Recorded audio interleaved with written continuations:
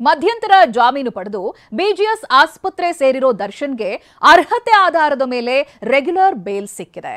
ದರ್ಶನ್ಗೆ big relief ಸಿಕ್ಕಂತಾಗಿದೆ.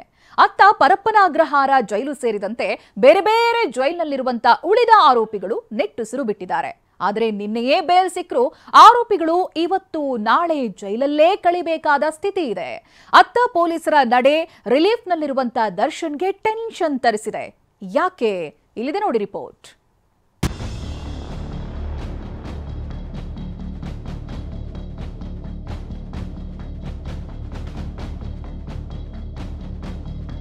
ದರ್ಶನ್ಗೆ ಸಿಕ್ತು ಬೇಲ್. ಮುಂದೆ ಸರ್ಜರಿನ ಬರೀ ಚಿಕಿತ್ಸೆನಾ? ದರ್ಶನ್ ಆಸ್ಪತ್ರೆಯಿಂದ ಡಿಸ್ಚಾರ್ಜ್ ಆಗೋದು ಯಾವಾಗ? ಚಿತ್ರದುರ್ಗದ ರೇಣುಕಾಸ್ವಾಮಿ ಕೊಲೆ ಕೇಸ್ನಲ್ಲಿ ಜೈಲು ಸೇರಿದ್ದ ದರ್ಶನ್ ಮತ್ತು ಪವಿತ್ರ ಸೇರಿದಂತೆ 7 ಆರೋಪಿಗಳಿಗೆ ನಿನ್ನೆ ಜಾಮೀನು ಭಾಗ್ಯ ಸಿಕ್ಕಿದೆ.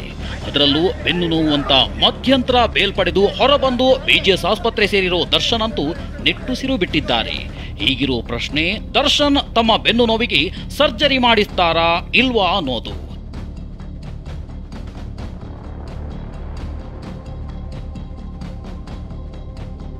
ವಿಷಯ ಅಂದ್ರೆ, ಮಧ್ಯಂತರ ಜಾಮೀನು ಪಡೆಯುವಾಗ ದರ್ಶನ್ ಪರ ವಕೀಲರು ಸರ್ಜರಿ ಮಾಡಿಸದೇ ಇದ್ರೆ ದರ್ಶನ್ಗೆ ಲಕ್ವ ಹೊಡೆಯುವ ಭೀತಿ ಇದೆ ಎಂದು ವಾದಿಸಿದ್ರು. ಕಾಲು ಎತ್ತಲಾಗದ ಸ್ಥಿತಿ ಇದೆ, ಮೂತ್ರ ವಿಸರ್ಜನೆಗೂ ಸಮಸ್ಯೆ ಆಗುತ್ತೆ ಎಂದಿದ್ರು.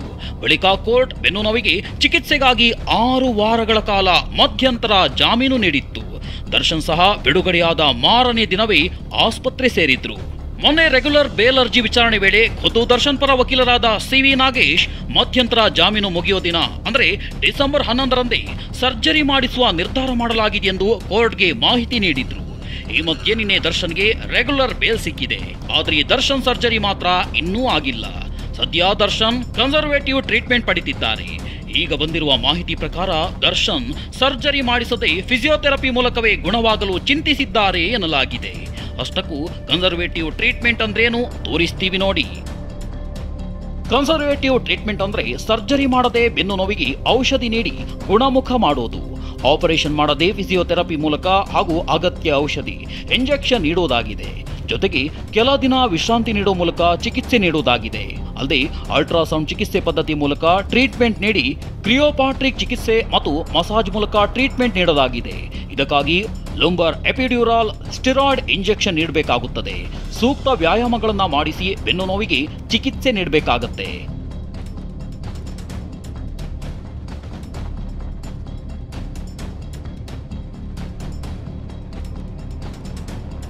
ಹೀಗೆ ಸರ್ಜರಿ ಮಾಡಿಸದೆ ಕನ್ಸರ್ವೇಟಿವ್ ಟ್ರೀಟ್ಮೆಂಟ್ ಮೂಲಕವೇ ದರ್ಶನ್ರನ್ನ ಗುಣವಾಗಿಸೋಕೆ ಚಿಂತಿಸಲಾಗಿದೆ ಎನ್ನಲಾಗಿದೆ.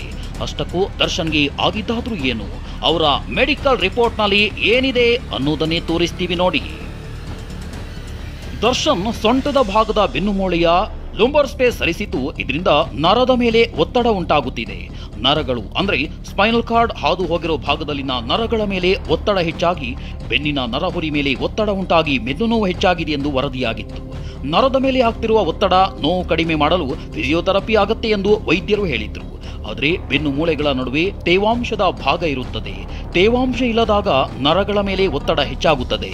ಹೀಗೆ ಒತ್ತಡ ಇರುವ ಕಾರಣ ಲುಂಬರ್ ಪಂಕ್ಚರ್ ಉಂಟಾಗಿ ನೋವಾಗುತ್ತದೆ ಎಂದು ವೈದ್ಯರು ರಿಪೋರ್ಟ್ ಕೊಟ್ಟಿದ್ರು.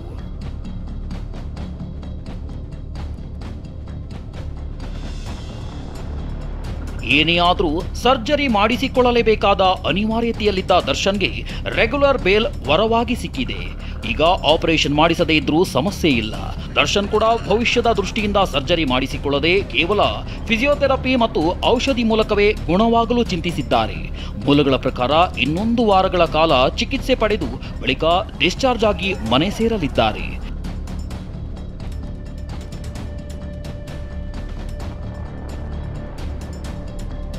ಇದು ದರ್ಶನ್ ಕಥೆಯಾದ್ರೆ, ಜಾಮೀನು ಸಿಕ್ಕಿರುವ ಉಳಿದ ಆರೋಪಿಗಳಿಗೆ ಇನ್ನೂ ಬಿಡುಗಡೆ ಭಾಗ್ಯ ಸಿಕ್ಕಿಲ್ಲ.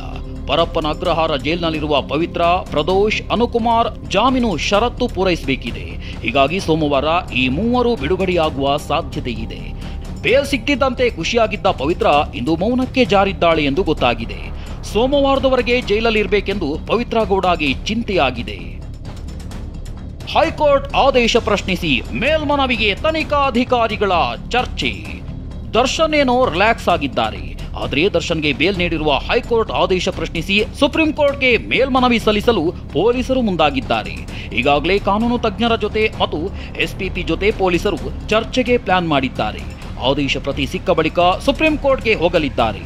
ಸುಪ್ರೀಂ ಕೋರ್ಟ್ನಲ್ಲಿ ದರ್ಶನ್ ಬೇಲ್ ಕ್ಯಾನ್ಸಲ್ ಆದರೆ ಮತ್ತೆ ಜೈಲು ಸೇರಬೇಕಾದ ಸ್ಥಿತಿ ಬರಬಹುದು. Bureau report, TV9.